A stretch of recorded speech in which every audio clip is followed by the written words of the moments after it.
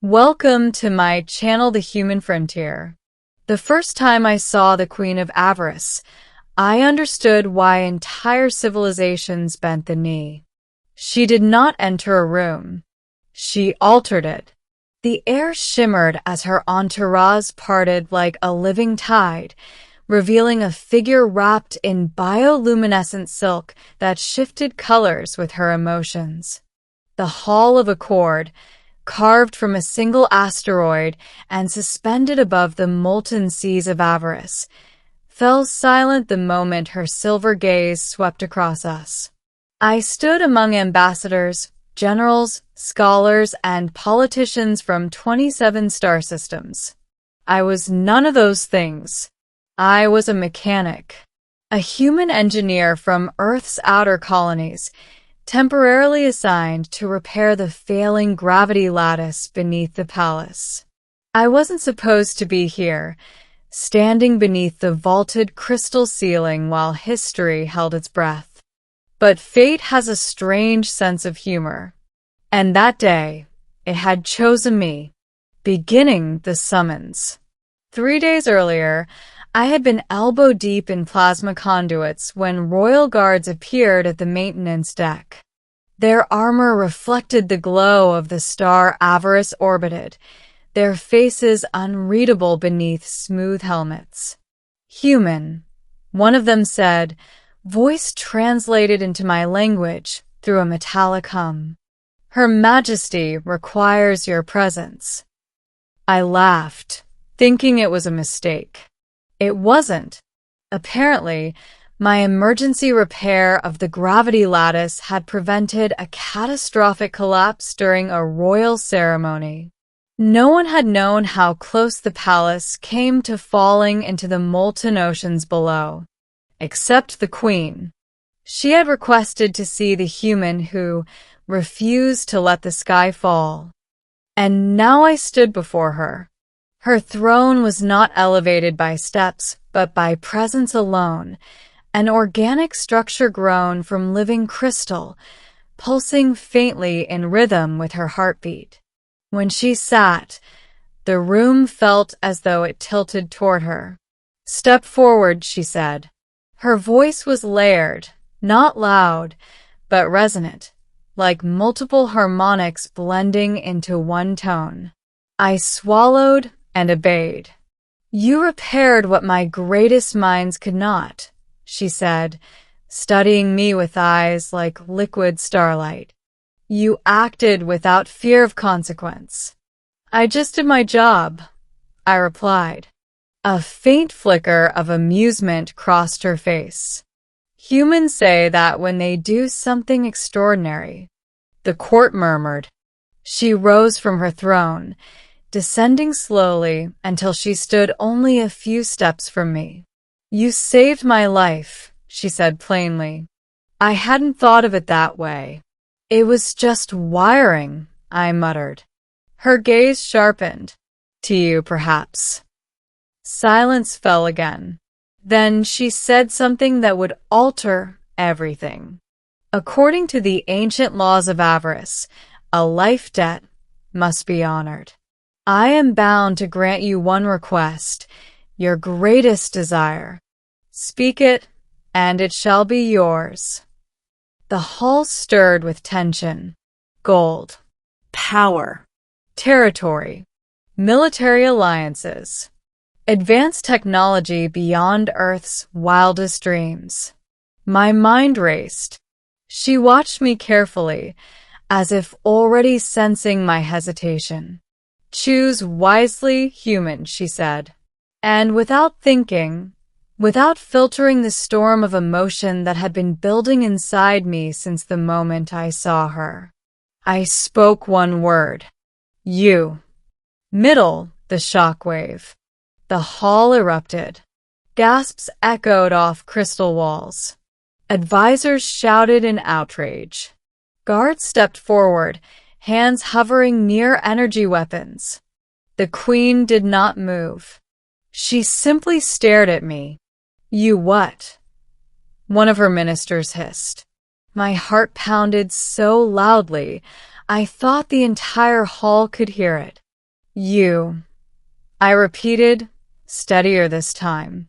I didn't mean possession. I didn't mean conquest. I didn't even fully understand what I meant. But the truth had forced its way out before fear could silence it. I don't want wealth, I said, voice carrying now. Or territory. Or weapons. I want the chance to stand beside you. To know you. To see who you are beyond the throne. Madness. Absolute madness. A human mechanic asking for the Queen of Avarice. The guards looked ready to vaporize me, but she raised one elegant hand. Silence fell instantly. Her silver eyes searched mine, not with anger, but with something deeper. Curiosity. Calculation. Do you understand what you are asking? She said quietly. I think so. You request not a gift, but proximity. Yes.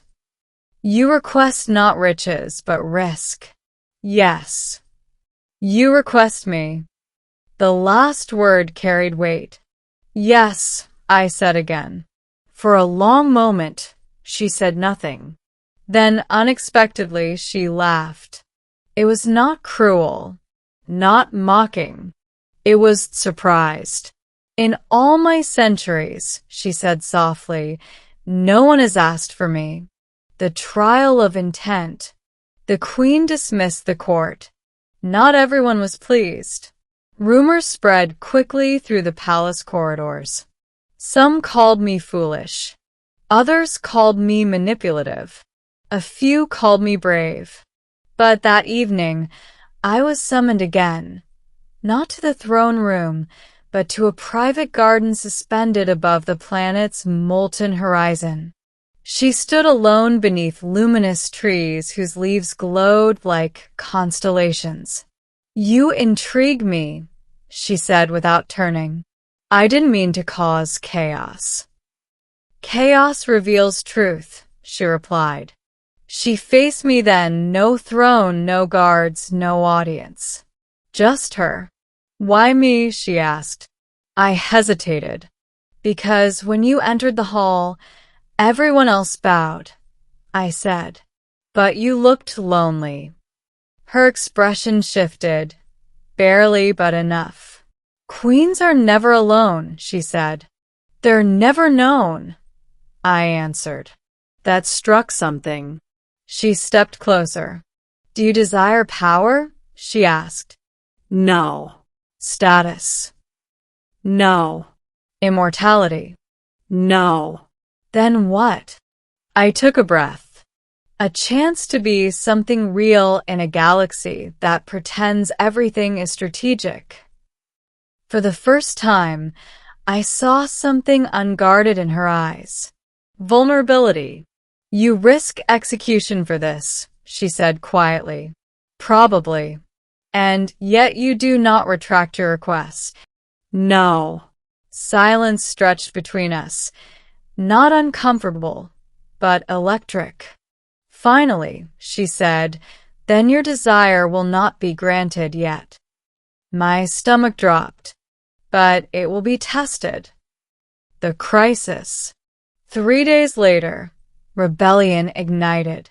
A faction within Avarice military attempted a coup, claiming the queen had grown too sympathetic toward other species, especially humans. The palace shields faltered. Explosions rocked the lower districts. The queen's advisors demanded immediate evacuation to a secure orbital fortress. She refused. I will not abandon my people, she said.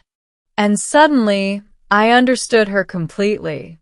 When a sabotage strike disabled the palace's defensive grid, guess who they called? The human mechanic. I raced through corridors filled with smoke and panic, rerouting energy flows while rebel forces breached the outer gates. Blaster fire echoed closer. Guards fell. The sky outside turned red with descending warships. I reached the gravity core, the same system I had repaired days earlier. It was failing again, deliberately overloaded.